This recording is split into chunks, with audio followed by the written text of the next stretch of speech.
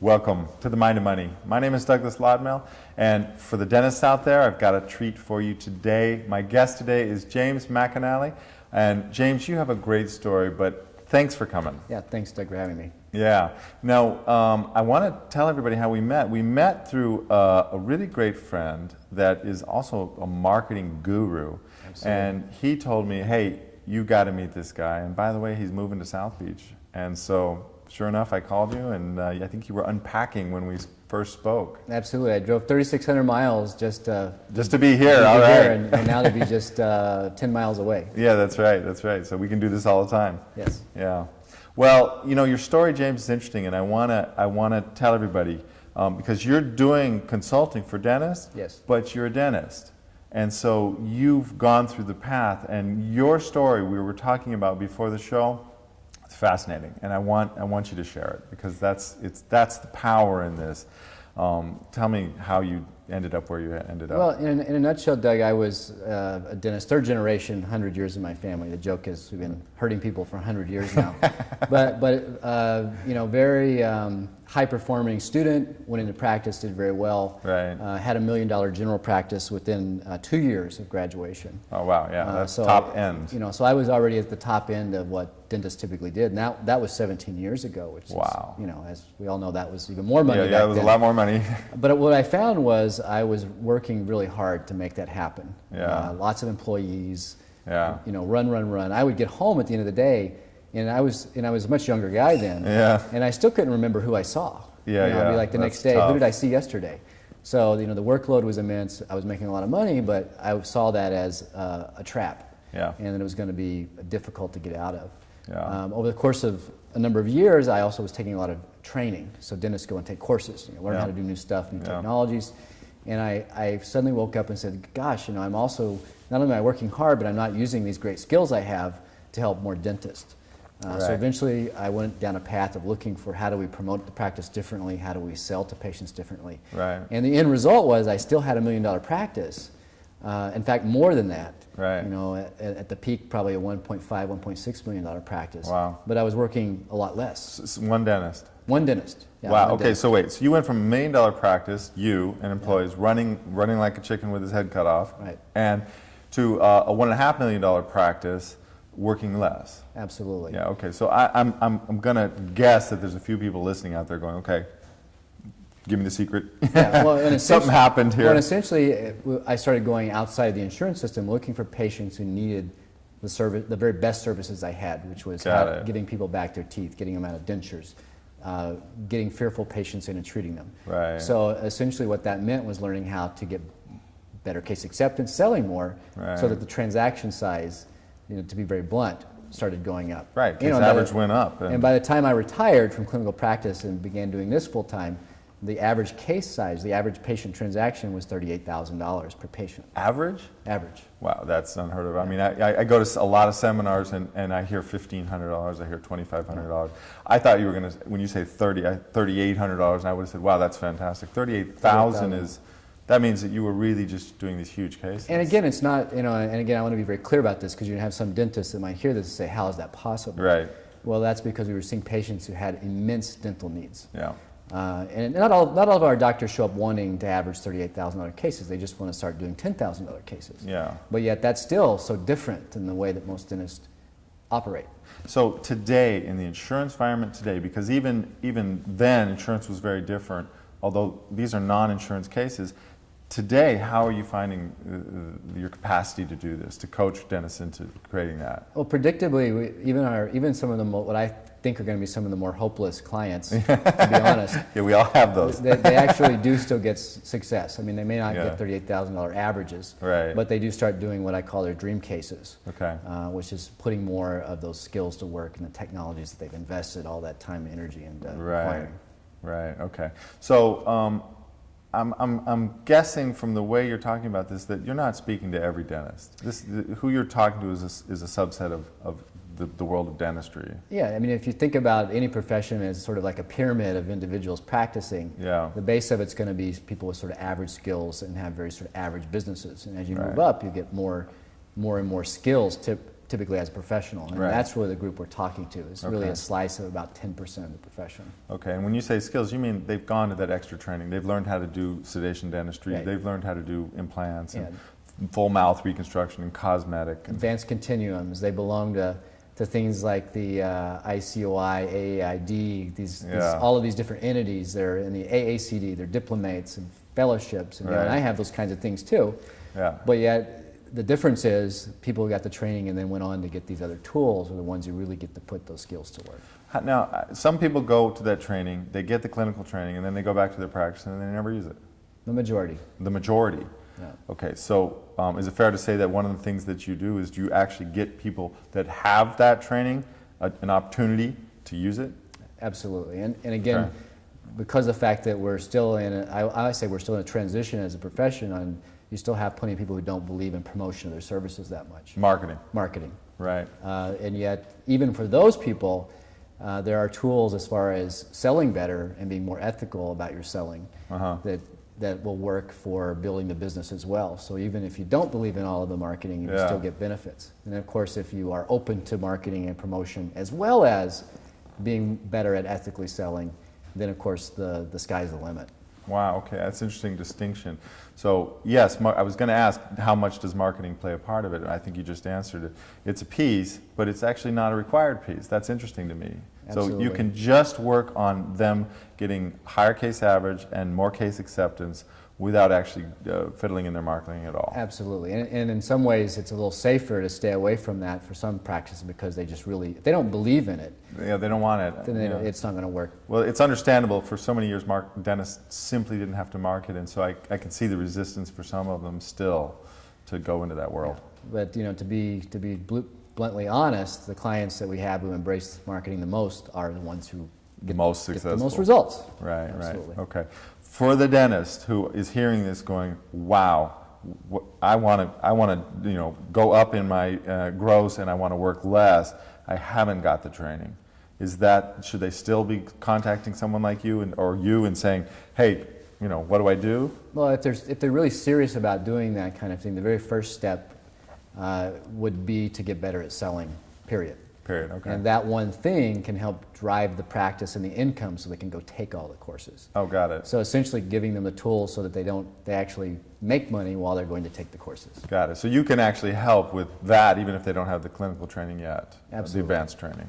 Absolutely. Okay, fantastic. Wow. So give me a story of a client that you see as kind of a model of somebody, and I'm really interested in what happened in their mind, because I know a lot of this in moving levels, especially moving levels in your business where you have your pattern set, is emotional. It's facing kind of your own emotional blockages around going to that next level, whether it's bringing on an associate doctor, whether it's getting that next level of training, whether it's actually holding your staff accountable. Regardless of what it is, I consistently find that you're running up against your own emotional blockages. Where have you seen that show up with your clients? Well, I'll answer that in two ways. One is most of them are, by the time they show up, they're either in a transition where they're just really sort of embracing all of these concepts. So there's not a whole lot of convincing that they need to change their mindset. Right, they just want the tools. They're ready to go. Right, and then there are others who are a little hesitant, and then a few others that are really recalcitrant, which really don't belong as clients anyway, and they leave or whatever. Right. But as far as a client story, I mean, I can think of one, what I would call a very kind of typical dentist. Very nice guy later in his career, we'll say 2/3 through his career, Southern gentleman.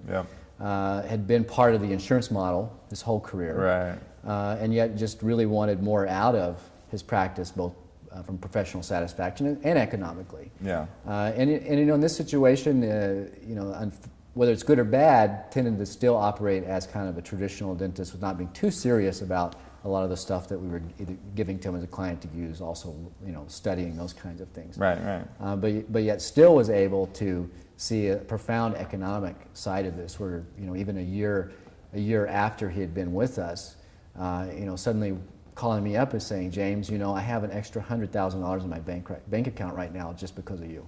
Okay, so that's great, and I want to know how you did it. So because that model, that dentist is, I have a lot of those dentist clients. Yeah. They're in that model. They're stuck in the way they've always done it, and yet they want to get to at least the first step of that next level. And before I answer that, moving to finish his story, the thing that really touched me about that.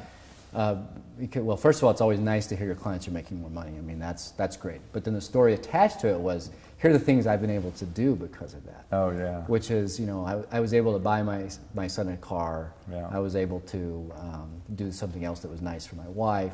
Yeah. There were a lot of other things that came along with that statement of, hey, I got more cash in the bank because of something you did. Yeah. But essentially over the course of that time, for this situation, like most of them is, it became, okay, which ads do I need to run that identify patients for my practice, and then tell me what I need to do once they start calling the practice to the point where we're presenting the treatment, case presentation, and then they go on into treatment. So really giving them those components so that there's really not a lot of guesswork. Right, okay.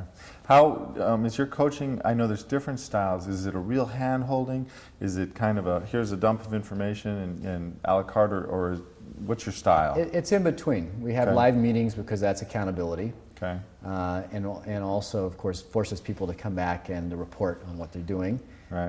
And it creates camaraderie. That masterminding. Yeah. And no matter how great of a guru I am, there's still people that I learned from in the room, and they come to present solutions to other practice problems that I'm not the answer for. Right. Yeah. I can get up in front of the room and talk marketing statistics and advertisements and what's going to increase calls and how you should handle calls and how you're going to sell to the patient once they come, how you're going to ethically do the selling, but yet there's all kinds of other administrative things that pop up that other dentists in the room probably are better at solving. So, so they get multiple benefits out of this sort of style of a program. Okay, good. So you have live meetings, and then between the meetings, what goes on? Every month we have coaching calls. Okay.